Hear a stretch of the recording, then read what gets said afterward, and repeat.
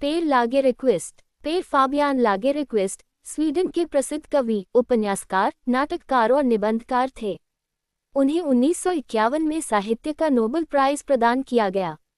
Nobel समिति ने उन्हें उनकी साहित्यिक रचनाओं में दिखाई देने वाली कलात्मक शक्ति और मानवता के सामने खड़े शाश्वत प्रश्नों के स्वतंत्र दृष्टिकोण के लिए सम्मानित किया।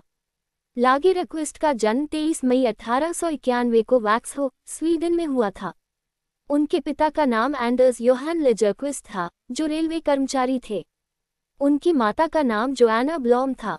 उनका परिवार धार्मिक और साधारण ग्रामीण पृष्ठभूमि से संबंधित था।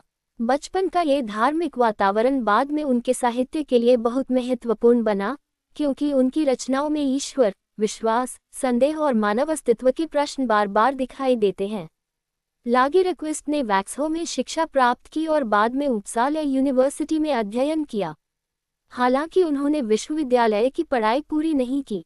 युवावस्था में ही उनका झुकाव साहित्य, दर्शन और कला की ओर हो गया था। वे आधुनिक यूरोपीय साहित्य और कला के नए आंदोलनों से प्रभावित हुए।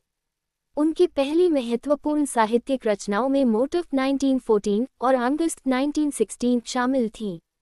उनकी शुरुआती कविताओं में युद्ध, भय, अकेलापन और आधुनिक मनुष्य की मानसिक बेचैनी दिखाई देती है।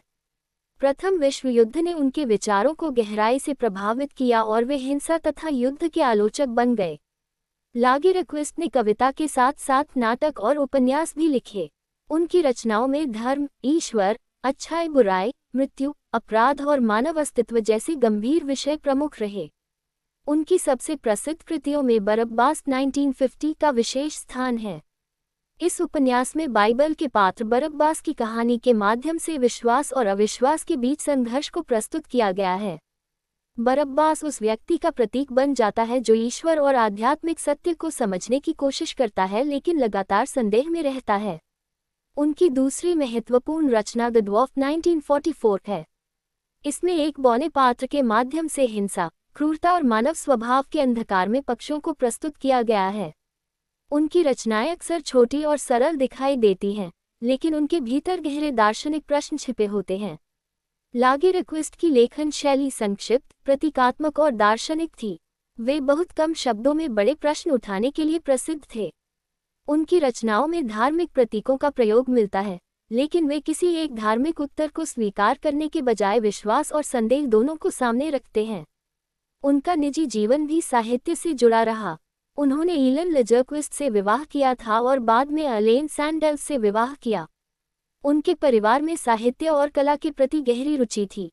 1951 में पेर लागेरक्विस्ट को साहित्य का नोबेल प्राइज मिला। ये सम्मान उनके लंबे साहित्यिक जीवन और मानव अस्तित्व से जुड़े गंभीर प्रश्नों की कलात्मक अभिव्यक्ति की अंतर्राष्ट्रीय मान्यता था। लागेरक्विस्ट ने अपने जीवन के अंतिम वर्षों में भी लेखन जारी रखा।